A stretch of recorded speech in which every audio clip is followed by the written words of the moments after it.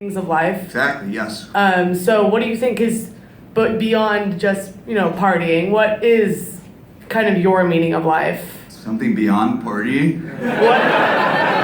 That just blew my mind. I had designed this party mindset to encapsulate everything, and even beyond that, everything, and even beyond that, and there must be something beyond that, and it must be partying too.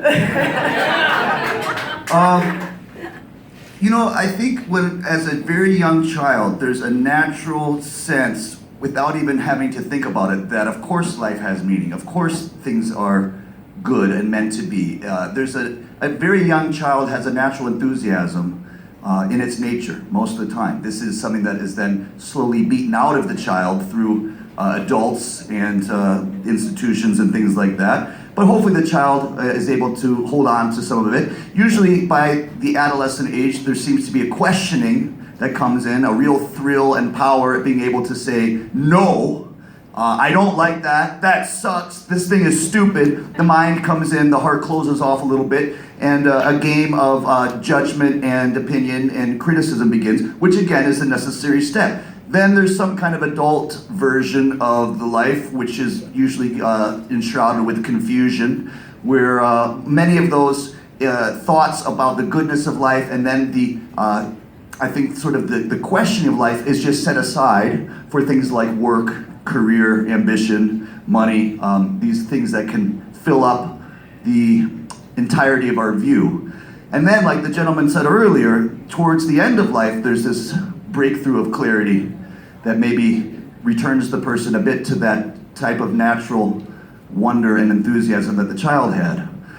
So I think there is this tendency at some point, as from my experience, as you get so carried away and excited about the ability to put things down and to doubt things and to criticize things, and this again is coming from my own weakness that I've done this, you start with the very basic things, like I don't like this TV show, I don't like this kind of food, this person's stupid, this song sucks. Then you move on to a little bit bigger things, like this whole country sucks, this entire way of looking at the world sucks. And then you move on to the biggest thing of all, which is everything sucks. Existence sucks, life sucks, there is no meaning, everything is stupid. And it's that thrill of putting things down. As Alan Watts, I have to give him credit for this.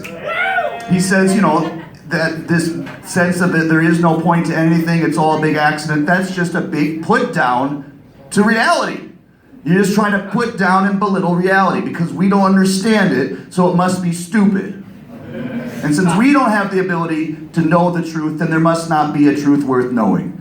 And of course, that just doesn't make any sense at all. So I'm here to say that I really do think the meaning of life is in that search. And not to say that that there isn't something to be found, and if you found something, I would be the first to be very excited to hear what it is. I'm 24 years old. I haven't found anything. Okay, well. Let's be real. I'm 37, and I found even less than that. So. But if we can, take joy in that process, and not so much that the journey is the destination, but necessarily that this whole unfoldment, it all counts as something, even if we can't extract that satisfying kind of meaning, that fact of these things are these and these things are not, that the confusion itself is a beautiful thing to worship and rejoice in. Okay. Thank you for asking about that. Oh, thank you. Hello. Hello.